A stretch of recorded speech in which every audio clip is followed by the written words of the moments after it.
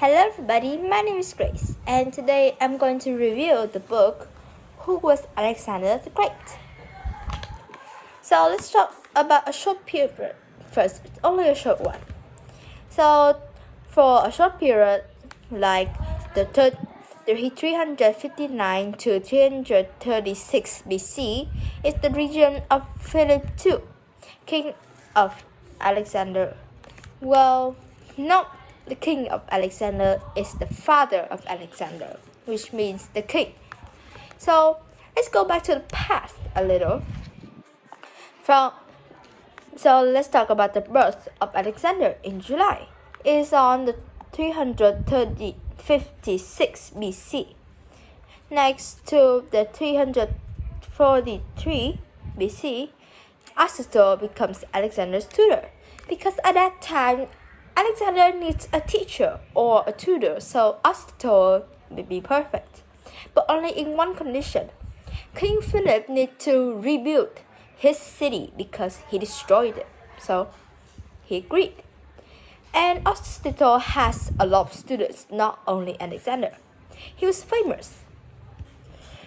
And next, on 340 BC, Alexander builds Alexandropolis. Next, on 338 BC, Philip conquers the Greeks because King Philip is a great king and he wants to conquer the world. It inspires Alexander too. He wanted to be the best. But his dream not only lasts for a long time. Well, at the time we have a ceremony. It's going to be a happy ceremony because we have weddings and stuff. But we have the murder of King Philip. Well, one of the gods hated him, so he just killed it and stabbed it. Well, it was kind of shocking, but that's how. Then Alexander becomes the king of Macedon because his father got killed, obviously. Next, we have 334 BC. Alexander crosses from Europe to Asia. Then we have the Battle of Gracchus Vera on that day too, on that year. Well, it was a success, but I don't know what the other opponents do, but it was being miserable. Now we have the 333 BC, a great number. Alexander cuts the Gordian knot. Well, rumors have said that when someone cuts the Gordian knot, they will be the king of Asia. So that belongs to Alexander. We have the Battle of Issus on that year and also the capture of Damascus also. But he skipped. So next, on the 332 BC, Egypt surrenders to Alexander, makes Alexander the pharaoh of Egypt. He must be a great king like his father as well.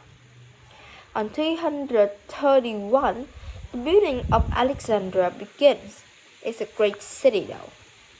Then we have the Battle of Gomera and another win to Alexander because he had some great skills. Next, we have the 330 BC, the burning of palace of Persepolis as the citizens said to Alexander. Well, as Alexander did. He burned it. And at that year, Darius III got killed, and we have the death of Philotas and also Parmenion.